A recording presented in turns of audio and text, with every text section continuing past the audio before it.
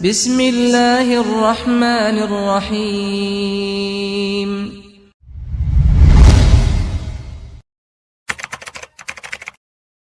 Bismillahirrahmanirrahim. Assalamualaikum warahmatullahi wabarakatuh. Innal hamdalillah nahmaduhu wa nasta'inuhu wa nastaghfiruh wa na'udzu billahi min shururi anfusina wa min sayyiati a'malina. May yahdihillahu fala mudilla lahu wa may yudlilhu fala hadiya lahu. Asyhadu an la ilaha illallah wahdahu la syarika lah wa asyhadu anna Muhammadan abduhu wa rasuluh. Ya ayyuhalladzina amanu taqullaha haqqa tuqatih wa la tamutunna illa wa antum muslimun. Ya ayyuhan nasu taqu rabbakumul ladzi khalaqakum min nafsin wahidah wa khalaqa minha zawjaha wa batha minhuma rijalan katsiran wa nisaa. Wattaqullaha alladzi tasaaluna bihi wal arham innallaha kana 'alaikum raqiba. Ya ayyuhalladzina amanu taqullaha wa qulu qawlan sadida yuslih lakum a'malakum wa yaghfir lakum dhunubakum wa may yuti'illaha wa rasulahu faqad faza fawzan 'azima. Amma ba'd, fa inna asdaqal hadithi kitabullah wa khairal huda huda Muhammadin sallallahu alaihi wa ala alihi wa sahbihi wa sallam, wa syarrul umuri muhdatsatuha fa inna kulla muhdatsatin bid'ah wa kulla bid'atin dhalalah wa kulla dhalalatin finnar. Ma'asyiral akhwat wal ummahat, a'azzani Allah wa iyyakum. Para hadirat, ibu-ibu dan saudari-saudari sekalian yang dirahmati dan dimuliakan oleh Allah Subhanahu wa taala. Alhamdulillah, alhamdulillahi bi ni'matihi tatimmu shalihat. Segala puji hanya bagi Allah yang dengan nikmat-nikmatnya tertunai segala amal-amal kebaikan. Salawat dan salam semoga senantiasa terhaturkan dan terlimpahkan kepada baginda Rasulullah Muhammad sallallahu alaihi wasallam, kepada keluarga dan para sahabat, dan kepada umatnya yang senantiasa meniti jalannya hingga hari kiamat. Ayatuhal akhawat, a'azani Allah wa iyakun. Para saudari-saudari sekalian yang semoga dirahmati dan dimuliakan oleh Allah, pada kesempatan di hari yang berbahagia ini, dengan taufik dari Allah Subhanahu wa taala, kita dapat berkumpul di tempat yang mulia ini untuk kita bersama-sama mengkaji agama Allah, mendengarkan ayat-ayat Allah, hadits-hadits Rasulullah sallallahu alaihi wasallam, dan nasihat-nasihat yang berharga. Kita berharap dan bermohon kepada Allah, semoga pertemuan kita di pagi hari yang berbahagia ini dijadikan sebagai pertemuan yang akan mempererat hubungan tali persaudaraan di antara kita semua, dan semoga Allah Subhanahu wa taala menanamkan kepada kita ilmu yang bermanfaat, yang berbuah dengan amalan saleh, dan semua dari kita mengambil manfaat dari hal tersebut. Dan tentu saja dengan harapan semoga kita bisa mengangkat kejahilan dan kebodohan yang ada dalam diri kita, dan dengan itu Allah Subhanahu wa taala akan memberikan kemuliaan kepada kita di dunia maupun di akhirat. Para hadirat, ibu-ibu dan saudari-saudari sekalian yang dirahmati dan dimuliakan oleh Allah, pada kesempatan pagi hari ini, seperti yang telah diumumkan, bahwa insyaallah ta'ala kita akan mengkaji sebuah kitab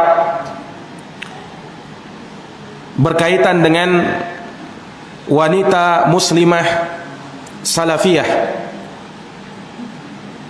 yang mana pembahasan ini kita ambil dari sebuah kitab yang dikarang oleh Ummu Abdillah Aisyah bintu Syekh Muqbil bin Hadi Al-Wadi'i rahimahullahu ta'ala, yang beliau adalah putri dari seorang muhaddis besar di negeri Yaman, Syekh Muqbil bin Hadi Al-Wadi'i. Nah, pengarang buku ini adalah putri beliau yang bernama Ummu Abdillah Aisyah bintu Syekh Muqbil bin Hadi Al-Wadi'i. Kitab beliau berjudul Sifatul Mar'atis Salihah. Sifatul Mar'atis Salihah, yang kita berikan tambahan dalam judul terjemahan bahasa Indonesianya, yaitu sifat muslimah salafiyah.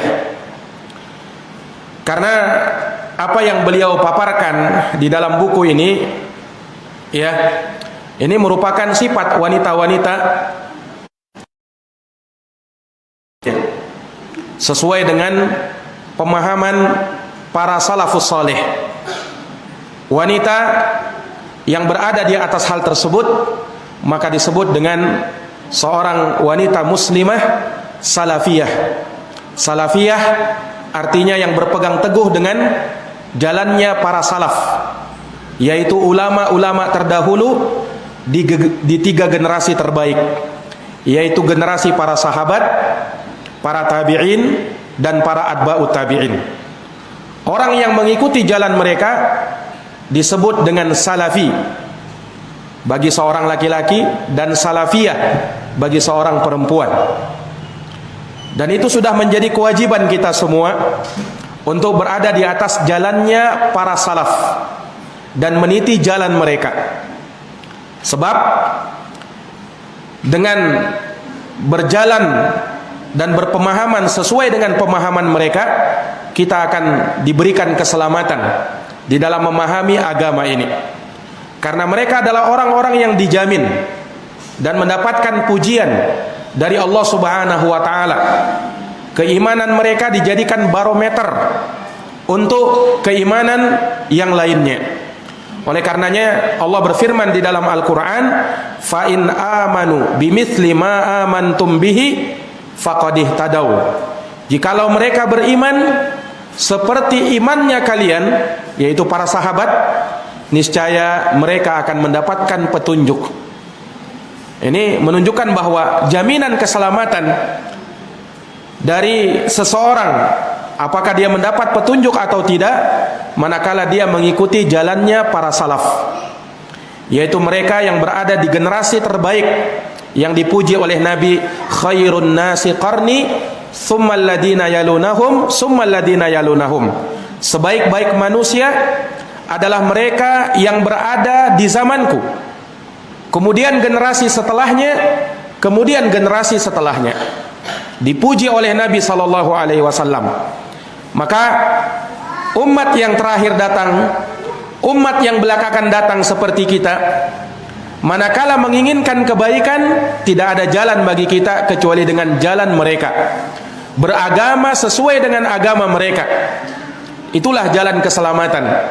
Al-Imam Malik bin Anas Abu Abdillah rahimahullah pernah berkata, "La yuslihu akhiru hadhil ummah illa bima saluha awwaluha." Tidak akan menjadi baik generasi terakhir dari umat ini kecuali dengan apa yang menjadikan baiknya generasi awal dari umat ini. Artinya generasi kita akan baik manakala kita mengikuti generasi awal, yaitu jalannya para sahabat Nabi sallallahu alaihi wasallam. Maka beragama hendaknya sesuai dengan apa yang ada di atas jalannya para ulama ussalaf. Dan Nabi SAW memerintahkan, Nabi SAW adalah salaf. Karena Rasulullah pernah mengatakan kepada putrinya Fatimah, "Ni'mas salafu ana laki." Sebaik-baik salaf bagi kamu, kata Nabi, adalah saya. Sebaik-baik salaf bagi kamu, kata Nabi, adalah saya. Jadi Nabi sendiri mengaku dirinya sebagai salaf. Mengikuti Nabi berarti mengikuti jalannya para salaf. Karena Nabi SAW sendiri adalah salaf. Dan para sahabat Nabi SAW, mereka adalah salaf, dan kita diperintah untuk mengikuti jalannya mereka. Wa may yushaqiqir rasula min ba'di ma tabayyana lahul huda wa yattabi ghaira sabilil mu'minin nuwallihi ma tawalla wa nuslihi jahannama wa sa'at masira. Kata Allah Subhanahu wa taala, barang siapa yang menentang Rasul setelah jelas petunjuk kepadanya dan dia mengikuti selain jalannya orang-orang yang beriman, maka nuwallihi ma tawalla, kami akan biarkan kemana dia berpaling, wa nuslihi jahannam, dan kami akan masukkan ia ke dalam neraka jahannam, wa sa'at masira, dan neraka jahannam itu adalah sejelek-jelek tempat kembali. Nah, maka seorang wanita tidak akan menjadi wanita yang salihah sampai dia mengikuti jalannya para salaf, menjadi seorang wanita muslimah salafiyah, menjadi seorang wanita muslimah salafiyah, barulah dia akan mendapatkan predikat sebagai wanita yang salihah. Nah, para hadirat, ibu-ibu dan saudari-saudari sekalian yang dirahmati dan dimuliakan oleh Allah Subhanahu wa taala, sebelum kita membaca isi dari buku ini, maka sebagai sedikit pendahuluan terkait dengan wanita dan kewajiban mereka dalam menuntut ilmu agama.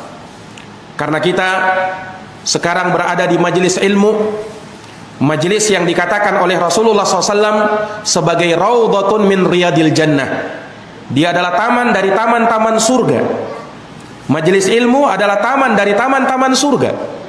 Ya, tentunya apabila hal tersebut tertanam kuat di dalam hati, maka dia akan bersemangat untuk senantiasa menghadiri majelis-majelis ilmu, karena dia adalah taman-taman surga. Kalau pada hari ini orang suka untuk berkunjung ke taman, untuk berkunjung ke tempat-tempat yang indah, maka ketahuilah tidak ada yang lebih indah melainkan taman-taman surga yang ada di dunia ini. Dan taman-taman surga yang ada di dunia adalah majelis-majelis ilmu yang dengannya kita diingatkan dengan Allah Subhanahu wa taala dan Rasulnya sallallahu alaihi wasallam. Ayatuhal akhwat a'azzani Allah wa iyakun, para hadirat, ibu-ibu dan saudara-saudari sekalian yang dirahmati dan dimuliakan oleh Allah. Walhamdulillah, di zaman sekarang ini menuntut ilmu adalah perkara yang sangat mudah untuk bisa kita lakukan. Terlebih dengan tersebarnya media-media yang menjadi sebab tersebarnya ilmu-ilmu agama, mudah kita dapatkan. Bahkan melalui rekaman-rekaman, atau sekarang ada video-video yang kita bisa akses di internet dan mudah untuk kita dapatkan. Maka ini dari perkara yang menunjang ilmu tersebut dan menjadi kemudahan untuk di zaman kita sekarang ini. Namun satu hal yang terkadang terluput dari benak kita semuanya, yaitu menghadiri majelis ilmu secara langsung dan mendengarkan nasihat-nasihat dari para ulama, dari para asatidzah. Ini tentunya jauh lebih afdal daripada sekedar mendengarkannya dari media-media atau duduk di rumah hanya sekedar membaca dan seterusnya. Menghadiri majelis ilmu tentu lebih utama. Sebab kenapa? Karena di majelis ilmu kita akan mendapatkan keutamaan yang lebih. Di majelis ilmu kita akan mendapatkan keutamaan yang lebih. Kita akan bisa mendapatkan doanya para malaikat. Malaikat akan mendoakan orang-orang yang berada di majelis ilmu. Kemudian dengan adanya majelis ilmu dan kita hadiri secara langsung, juga akan semakin mempererat hubungan persaudaraan di antara sesama kaum muslimin dan kaum muslimat. Terjalin ikatan di antara mereka yang tadinya mungkin tidak saling kenal, namun karena bertemu di pengajian, maka dia akan saling mengenal satu sama lain. Ini faedah yang tidak mungkin kita dapatkan kecuali dengan menghadiri majelis ilmu secara langsung. Iya. Belum lagi adab-adab Islami yang kita bisa dapatkan di majelis ilmu. Nah, ini dari keutamaan-keutamaan. Dan ingat, setiap langkah kaki kita tatkala kita menuju majelis ilmu itu dicatat sebagai pahala. Dicatat sebagai pahala dan keutamaan. Semakin jauh rumah kita untuk kita menghadiri majelis ilmu, maka semakin besar pula pahala yang kita dapatkan. Dan itu dihitung dari setiap langkah kaki yang dia langkahkan menuju ke majelis ilmu. Iya. Kalau sekarang mungkin kita memakai kendaraan motor, mobil atau semisalnya, itu pun akan dihitung sebagai suatu pahala dan keutamaan tatkala dia menempuh perjalanan dalam rangka untuk menuntut ilmu. Dan cukuplah hadis Nabi SAW yang mungkin sangat sering kita dengarkan. Rasulullah pernah menyatakan, man salaka tariqan yaltamisu fihi ilman sahalallahu lahu bihi tariqan ilal jannah. Barang siapa yang menempuh suatu perjalanan dalam rangka untuk menuntut ilmu, maka apa kata Nabi SAW?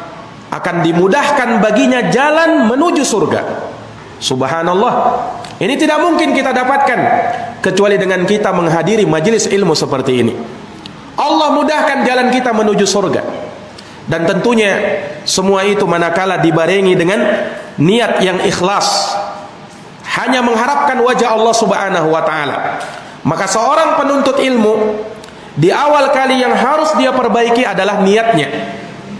Tanyakan pada diri-diri kita, mengapa saya hadir di majelis ini?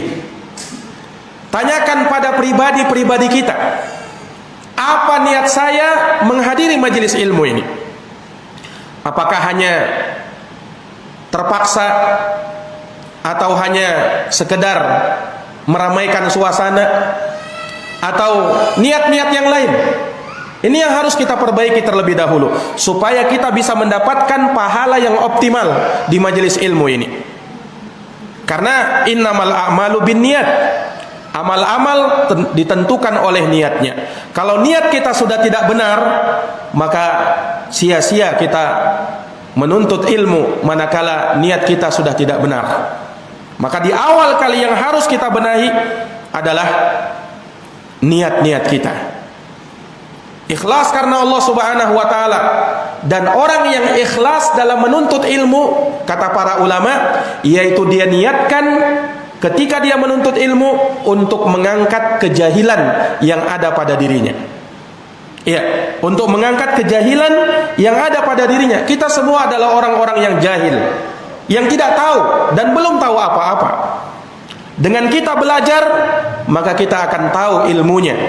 Kita bisa tahu apa yang perlu kita pelajari, dan kita tahu bagaimana ilmunya tatkala kita ingin beramal dengan suatu amalan. Iya, maka ini dari perkara yang hendaknya kita perhatikan.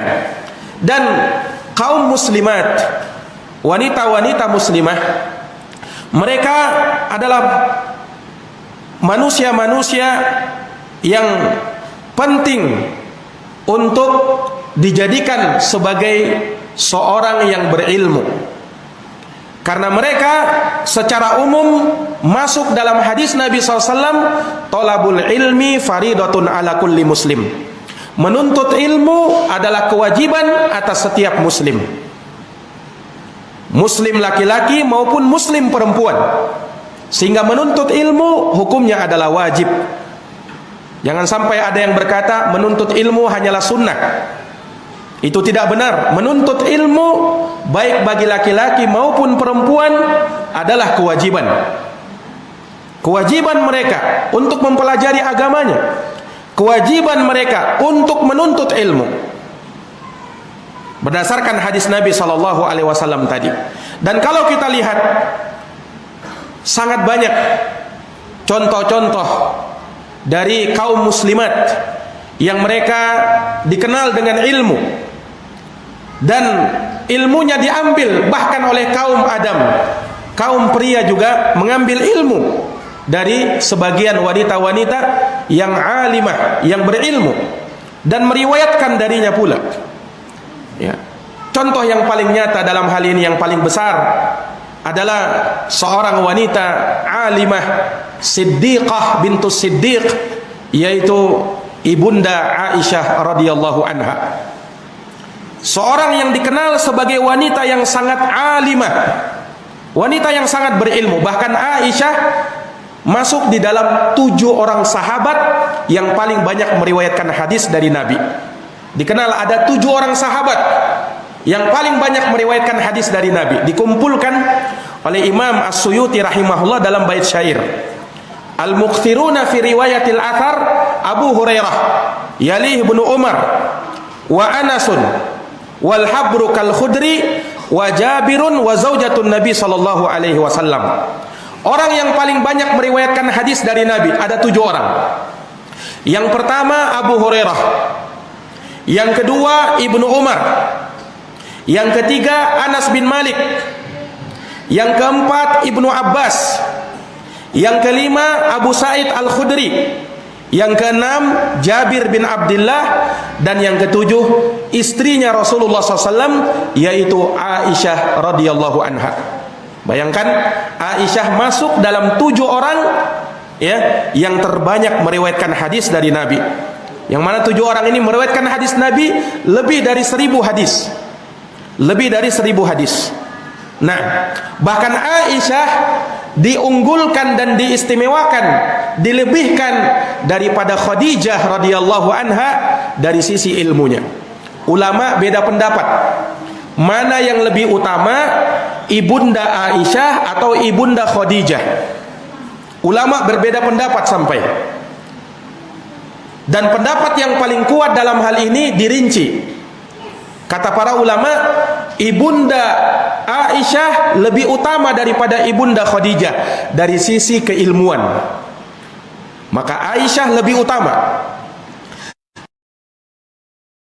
Pertama yang menjadi istri Rasulullah, wanita yang pertama mengorbankan hartanya untuk perjuangan Islam, maka dari sini Khadijah lebih utama daripada Aisyah. Menunjukkan bahwa Aisyah juga punya kelebihan di hati Rasulullah sallallahu alaihi wasallam. Bahkan Rasulullah pernah ditanya, "Ya Rasulullah, siapa orang yang paling kau cintai?" Maka Rasulullah menjawab dengan jujur. Beliau mengatakan, "Aisyah. Orang yang paling kucintai adalah Aisyah." Istri beliau sendiri. Subhanallah. Kemudian tatkala ditanya, "Wa minar rijal?" Kalau dari kalangan laki-laki ya Rasul, siapa orang yang paling kau cintai? Kata Rasulullah, "Abuha." Bapaknya Aisyah, yaitu Abu Bakar As-Siddiq radhiyallahu taala anhuma. Maka ini menunjukkan akan keutamaan dan kemuliaan Aisyah. Dan inilah yang hendaknya menjadi figur bagi para wanita muslimah salafiyah yang menuntut ilmu dan mengambil ilmu. Hendaknya dia lihat Aisyah radhiyallahu anha sebagai contoh dan tauladan dalam keilmuan, karena beliau adalah seorang wanita yang sangat luas ilmunya. Sampai disebutkan dari salah seorang tabi'in yang mulia bahwa tidaklah ada permasalahan kami lalu kami perhadapkan kepada Aisyah, melainkan kami akan dapatkan ilmu pada Aisyah, dan kami akan dapatkan ya perkara-perkara yang bisa menghilangkan permasalahan kami dengan apa? Penjelasan dari Ibunda Aisyah radhiyallahu taala anha. Aisyah, beliau dikenal dengan keilmuan, dan beliau di zamannya dikenal dengan 3 perkara. Yang pertama, beliau dikenal dengan ilmunya. Kedua, dikenal dengan syairnya, beliau juga pandai melantunkan syair. Dan yang ketiga, beliau juga dikenal dengan ilmu kedokterannya. Jadi Aisyah unggul dalam 3 ini. Beliau pun tahu ilmu agama, beliau tahu ilmu kedokteran, dan Aisyah juga tahu tentang bersyair. Ini Aisyah radhiyallahu taala anha. Nah, maka ya tentu saja ya dengan keutamaan dan kemuliaan ini, naam, ya seseorang hendaknya melihat ya dan memacu dirinya untuk bersemangat di dalam menimba ilmu. Kemuliaan itu tidaklah didapatkan dengan paras yang cantik. Kemuliaan itu tidaklah didapatkan dengan harta yang melimpah. Kemuliaan itu tidaklah didapatkan dengan kendaraan yang mewah ataukah dengan rumah yang mewah. Kemuliaan tidak bisa didapatkan hanya sekedar dengan nasab dan kedudukan yang mulia. Tapi kemuliaan akan kita dapatkan manakala kita menjadi orang yang berilmu dan bersemangat di dalam menuntut ilmu. Disitulah kemuliaan. Kalau kita mau kemuliaan, maka carilah kemuliaan dengan hal yang demikian. Ya, perhatikanlah. Ada suatu kisah salah seorang wanita salihah dan bapaknya adalah seorang laki-laki yang saleh dan alim yang berilmu, yaitu putri dari Sa'id ibnul Musayyab. Sa'id ibnul Musayyab adalah seorang tabi'in, muridnya sahabat. Sa'id ibnul Musayyab pernah menolak lamaran dari Khalifah Abdul Malik bin Marwan untuk putranya. Jadi Khalifah ketika itu sang raja melamar putrinya Sa'id ibnul Musayyab untuk dinikahkan dengan putranya yang menjadi pangeran ketika itu, yang bernama Walid ibnu Abdul Malik. Tapi apa? Ditolak oleh Sa'id ibnul Musayyab. Padahal yang melamar adalah seorang raja, seorang khalifah yang anaknya akan menjadi pangeran, yang tidak menutup kemungkinan nanti putrinya Sa'id ibnul Musayyab akan menjadi ratu. Nah, tapi apa? Karena beliau melihat bahwa putra sang raja bukan orang yang berilmu, beliau tolak mentah-mentah. Dan beliau nikahkan putrinya dengan seorang yang bernama Abu Wada'ah, yang mana Abu Wada'ah ini orangnya miskin, tetapi orang yang berilmu. Orang yang berilmu. Maka Sa'id ibnul Musayyab memilihkan untuk putrinya seorang yang dikenal dengan keilmuan, walaupun dia tidak punya apa-apa, orangnya miskin. Subhanallah, berbeda sekali dengan orang di zaman sekarang. Ya, kalau di zaman sekarang apa? Yang dia lihat pertama kali ketika ada putrinya dilamar, dia sudah punya pekerjaan atau belum? Bagaimana dia sudah punya kendaraan atau belum? Dia sudah punya ini dan itu atau belum? Itu yang pertama dia lihat. Dan kalau misalnya ada dua orang yang melamar, yang satunya miskin tapi punya agama, tapi yang satunya lagi melamar orang kaya tapi tidak pernah sholat, dia akan pilih orang kaya walaupun tidak pernah sholat. Subhanallah. Ini justru akan menjerumuskan putri-putri kita. Iya. Kalau mana ukuran kita dengan melihat kepada harta, fisik atau penampilan luar seseorang. Padahal kebahagiaan tidaklah bisa diraih dengan sekedar memiliki kedudukan, harta dan seterusnya. Kemuliaan dapat diraih manakala seorang belajar ilmu agama, menjadi seorang yang salih dan salihah dan dekat dengan Allah Subhanahu wa taala. Maka ini sekali lagi menunjukkan bahwa seorang wanita muslimah itu butuh kepada ilmu. Mereka akan menjadi pendidik putra dan putri yang akan menjadi orang-orang yang akan meneruskan perjuangan orang tua yang ada di zaman sekarang. Orang-orang tua di zaman sekarang akan meninggal dan digantikan oleh putra-putri yang sekarang mungkin masih muda. Dan mereka dididik oleh kaum muslimat, wanita-wanita. Bayangkan manakala wanita mengabaikan perkara ini, kira-kira mau jadi apa putra-putri kita, anak-anak kita? Mereka adalah pendidik pertama untuk anak-anak kaum muslimin. Iya. Dan itu tidak bisa dipungkiri. Kita lihat, anak-anak lebih dekat dengan ibunya. Bahkan kalaupun dimasukkan di sekolah dasar atau di taman kanak-kanak, Raudatul Atfal, itu yang kebanyakan mengajarnya adalah kaum muslimat, yang mereka terkadang lebih mengetahui bagaimana cara dan menyayangi anak-anak. Nah, mereka pendidik pertama. Iya. Nah, maka dari sini betapa pentingnya wanita muslimah juga diperkenalkan dengan ilmu yang bermanfaat. Ya, agar hal tersebut dapat menjadi hal yang akan berimbas kepada anak-anak kaum muslimat, anak-anak kaum muslimin. Nah, dan kita bermohon kepada Allah Subhanahu wa taala, semoga Allah senantiasa mendekatkan kepada kita ilmu yang bermanfaat, dan semoga Allah Subhanahu wa taala menjadikan apa yang kita pelajari ya sebagai perkara yang bisa mengangkat derajat kita di sisi Allah Subhanahu wa taala dan memperbaiki keadaan-keadaan kita, dan semoga Allah Subhanahu wa taala menjadikan wanita-wanita muslimah sebagai wanita-wanita yang bersemangat untuk mempelajari ilmu agama ya, karena mereka juga diperintahkan untuk menyampaikan agama Allah Subhanahu wa taala sesuai dengan kemampuan mereka.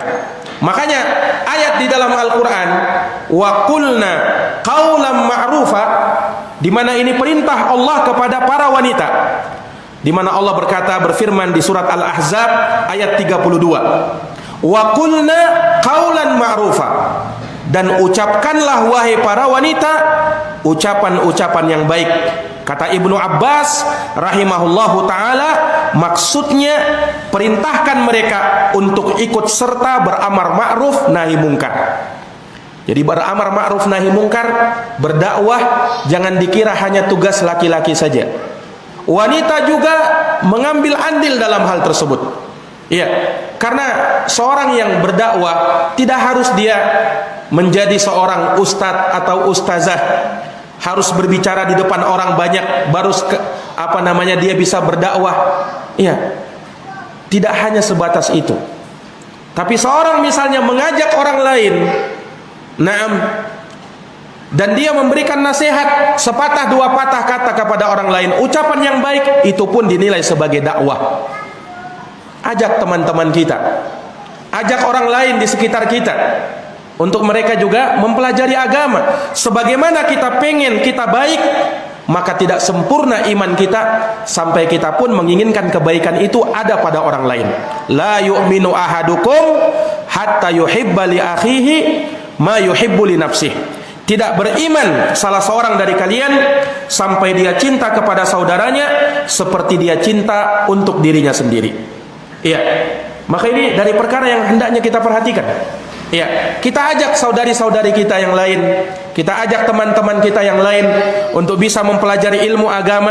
Ya, terkadang mereka sangat menginginkan hal tersebut, namun mungkin karena tidak ada yang mengajak, tidak ada yang menganjurkannya, akhirnya dia pun tidak mengikutinya.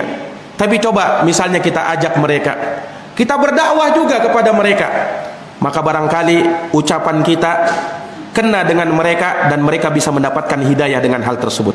Dan kalau dia mendapat hidayah, maka bergembiralah dengan hadisnya Nabi, la ayyahdiyallahu bika rajulan wahidan khairun laka min humrin na'am. Andaikan Allah memberikan hidayah kepada seseorang lantaran sebab kamu, niscaya itu lebih baik bagi kamu daripada kamu mendapatkan onta merah. Onta merah ini lambang kekayaan orang Arab yang paling mewah ketika itu, yang paling berharganya ketika itu. Nah, ini menunjukkan betapa mulianya, ya. Dan semangat di dalam mempelajari ilmu agama itu sudah nampak di zaman para sahabat. Dahulu di zaman sahabat, ya, para sahabiat, para sahabat wanita, mereka iri dengan sahabat laki-laki yang senantiasa mendapatkan faedah ilmu dari Nabi SAW. Maka sebagian wanita sahabiat ketika itu, wanita muslimah, datang kepada Rasulullah menginginkan agar mereka dikhususkan dengan suatu majelis yang mereka diajari oleh Rasulullah SAW. Maka disebutkan bahwa Rasulullah pun mengkhususkan untuk mereka sebuah majelis ilmu yang Rasulullah hanya mengajar kaum wanita di situ. Makanya apa yang kita lakukan ini ada dasarnya dari Nabi SAW. Nabi pun pernah mengkhususkan pengajian khusus untuk para wanita, di mana mereka berkumpul dan Rasulullah memberikan nasihat-nasihat, memberikan wejangan-wejangan, dan memang perlu hal tersebut. Ya. Supaya apa? Supaya kaum muslimat, kaum Hawa, ya, mereka bisa mengambil pelajaran-pelajaran yang sangat berharga dari majelis-majelis ilmu. Dari majelis-majelis ilmu. Maka ini dari perkara yang hendaknya kita perhatikan, dan semoga Allah Subhanahu wa taala senantiasa memberikan taufik dan hidayahnya kepada kita semuanya.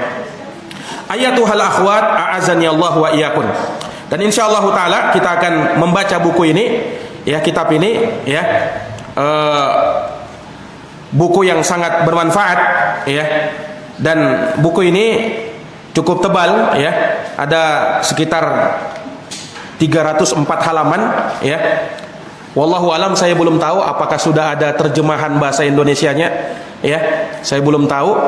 Dilihat saja mungkin kalau sudah ada terjemahannya. Naam, yang bersama kami, ya, kitab bahasa Arab yang berjudul Sifatul Mar'atis Shalihah, sifat-sifat wanita salihah, karya Ummu Abdillah Aisyah bintu Syekh Muqbil bin Hadi Al-Wadi'i rahimahullahu taala rahmatan wasi'ah.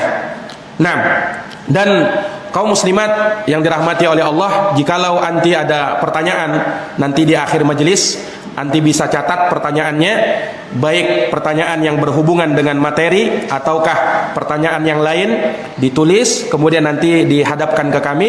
Insyaallah taala jikalau kami bisa menjawabnya, kami akan berikan jawaban insyaallah taala. Tapi kita baca muqaddimah dari Ummu Abdillah hafizahullah taala.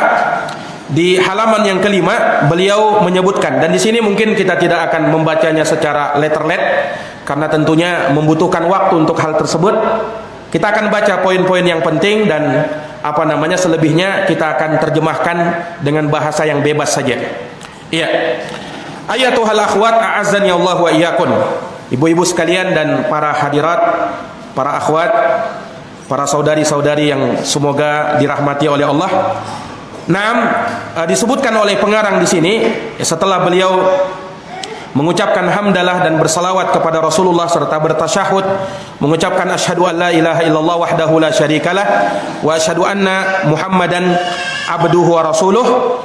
Kemudian setelahnya beliau menyebutkan fa inna asdaqal hadithi kitabullah, sesungguhnya sebenar-benar pembicaraan adalah kitabullah, wa khairal hadi hadi Muhammadin sallallahu alaihi wasallam, sebaik-baik petunjuk adalah petunjuknya Muhammad sallallahu alaihi wasallam, wa syarrul umuri muhdatsatuha, sejelek-jelek perkara adalah yang diada-adakan, wa kullu muhdatsatin bid'ah, wa kullu muhdatsatin bid'ah, setiap perkara baru itu bid'ah, wa kullu bid'atin dhalalah, setiap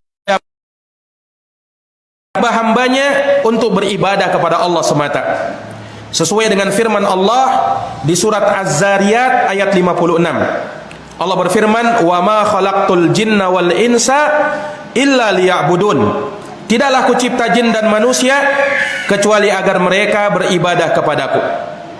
Bahkan penciptaan langit dan bumi, yang mana keduanya lebih besar dari penciptaan manusia, sebagaimana yang Allah Subhanahu wa taala sebutkan di dalam Al-Qur'an, la khalqus samawati wal ard akbaru min khalqin nas, sesungguhnya penciptaan langit dan bumi lebih besar dari penciptaan manusia, walakinna aktsaran nasi la ya'lamun, akan tetapi kebanyakan manusia tidak mengetahui.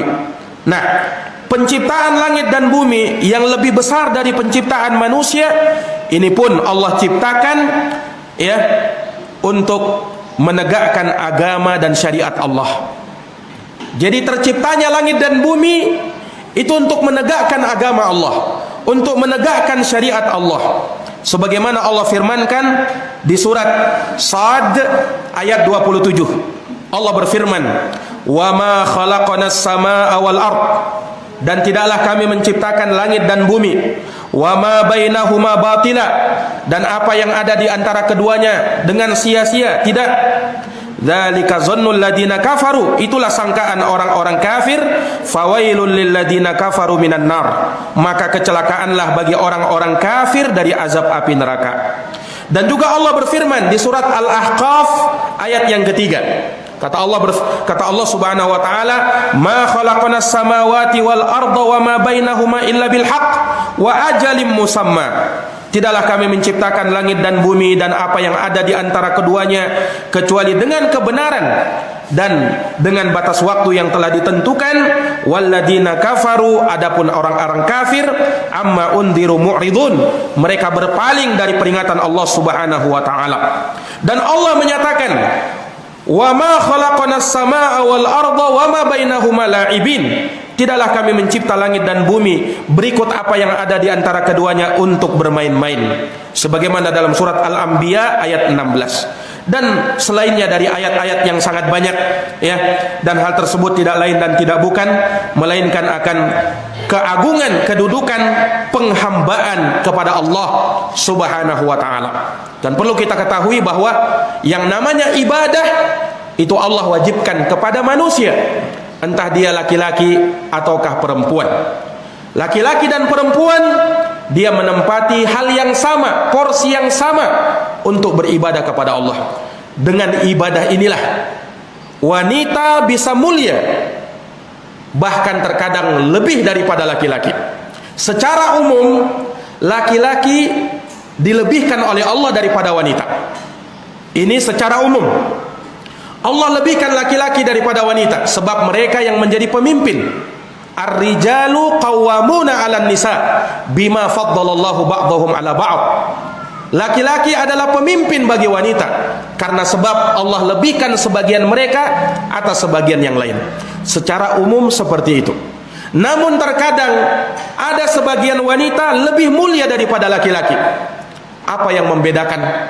Yang membedakan adalah ibadahnya kepada Allah. Tentunya wanita salihah jauh lebih mulia daripada laki-laki yang talih, yang tidak salih. Laki-laki yang tidak mengerjakan solat ataupun solat tapi terkadang masih meninggalkannya. Tentu wanita muslimah salihah yang menjaga solatnya jauh lebih baik. Karena mereka di sini dituntut juga untuk beribadah kepada Allah Subhanahu wa taala. Dan terlebih wanita muslimah mukminah jauh lebih mulia daripada laki-laki namun dia kafir kepada Allah Subhanahu wa taala.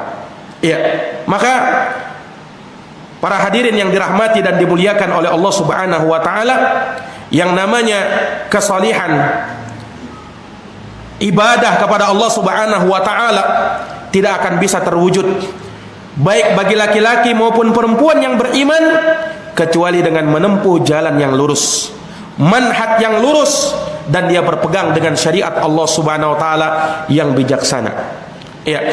Maka daripada itu, ini dari muqaddimah beliau, dan Ummu Abdillah hafizahullahu taala, beliau menulis kitab ini setelah beristikharah kepada Allah Subhanahu wa taala. Beristikharah ini dari perkara yang penting. Seorang wanita muslimah dia penting untuk istikharah. Istikharah itu jangan hanya dipahami pada saat mau menikah saja. Ada sebagian orang nanti istikharah kalau mau menikah saja, baru dia istikharah.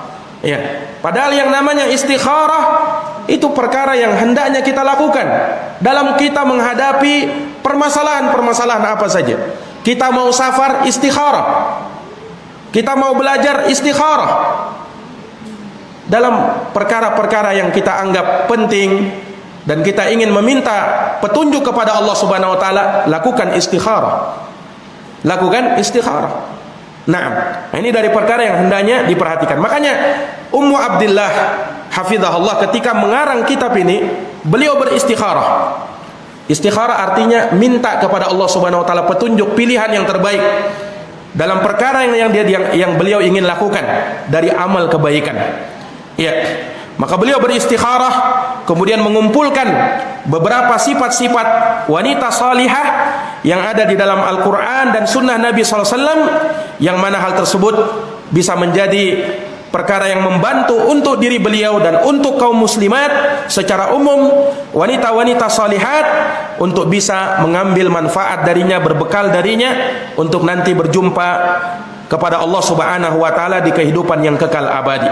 Dan juga untuk menjaga diri mereka dari jalan-jalan kesesatan, dari perkara-perkara bid'ah, penyimpangan-penyimpangan dalam syariat Allah Subhanahu wa taala. Sebab manusia itu globalnya terbagi dua. Manusia globalnya terbagi dua. Entah manusia itu menjadi manusia yang baik atau manusia yang tidak baik. Entah manusia itu menjadi manusia yang salih atau manusia yang fasik. Entah dia nanti akan menjadi orang yang berbahagia atau menjadi orang yang sengsara. Entah dia tergolong ke dalam mereka yang berserah diri kepada Allah, beriman kepada Allah, ataukah mereka yang kafir, yang ingkar kepada Allah Subhanahu wa taala. Tidak ada pilihan yang ketiga. Tidak ada pilihan yang ketiga. Dan tentunya seorang yang berakal akan memilih pilihan yang terbaik dalam hal ini, yaitu ingin menjadi orang yang baik. Ingin menjadi orang yang baik. Iya. Bukan ingin menjadi orang yang terkenal, orang yang dikenal oleh orang, tapi tidak dikenal oleh Allah Subhanahu wa taala dia di akhirat, dia di atas langit. Nah, ada sebagian orang sangat masyhur, terkenal di dunia, tapi di langit dia bukan siapa-siapa. Dan ada sebaliknya orang yang di dunia dia bukan apa-apa dan bukan siapa-siapa, tidak terlalu dikenal, tapi dia orang yang sangat dikenal di atas langit sana. Nah, maka ini para akhwat a'azzani Allah wa iyyakum, dari perkara yang hendaknya kita perhatikan. Dari perkara yang hendaknya kita perhatikan.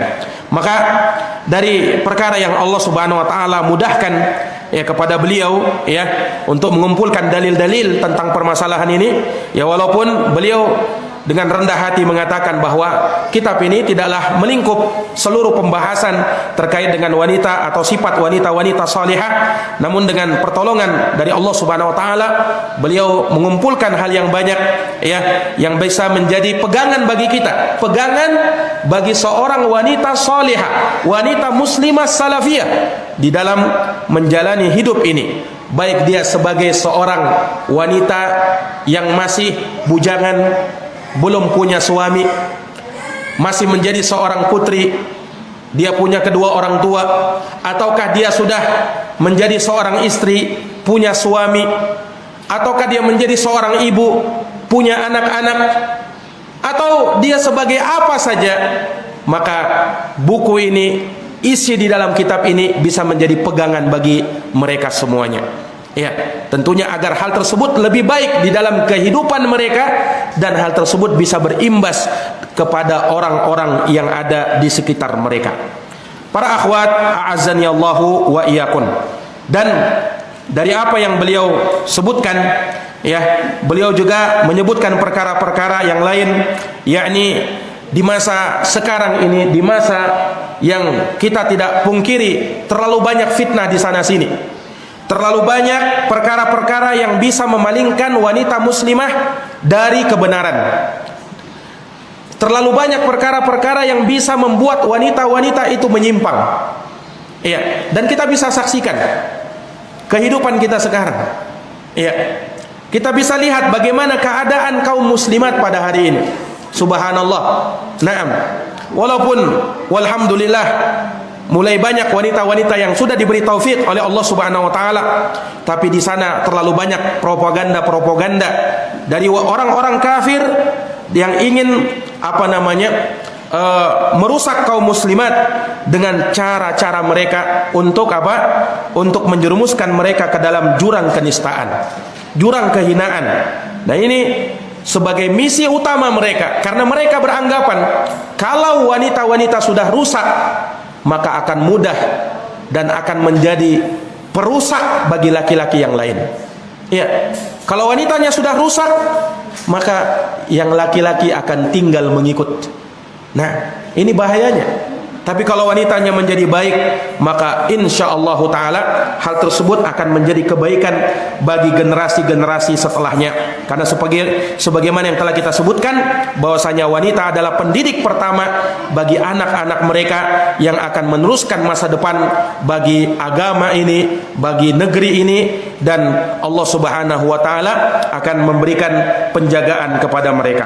Para hadirin yang dirahmati dan dimuliakan oleh Allah Subhanahu wa taala, maka yang seperti seperti ini hendaknya tidak dilalaikan oleh kaum muslimat, dan semoga Allah Subhanahu wa taala ya memberikan kepada kita kekuatan untuk bisa kita memaparkan pembahasan ini ya satu persatu, sedikit demi sedikit, dan semoga Allah Subhanahu wa taala senantiasa memberikan taufik dan rahmatnya kepada kita semuanya. Dan pada hakikatnya buku ini sebenarnya sudah pernah kami ajarkan sewaktu kita berada di Papua, sudah pernah kami ajarkan kepada kaum muslimat yang ada di sana, para akhwat yang ada di sana, dan nampak dari kitab ini sangat bagus untuk kita pelajari ya, sangat bagus karena pemaparannya hal yang sangat indah, yang sangat anti perlukan di dalam kehidupan ini ya, di dalam memegang manhaj yang lurus, berada di atas akidah salaf, dan juga bagaimana kita berakhlak dengan akhlak yang mulia,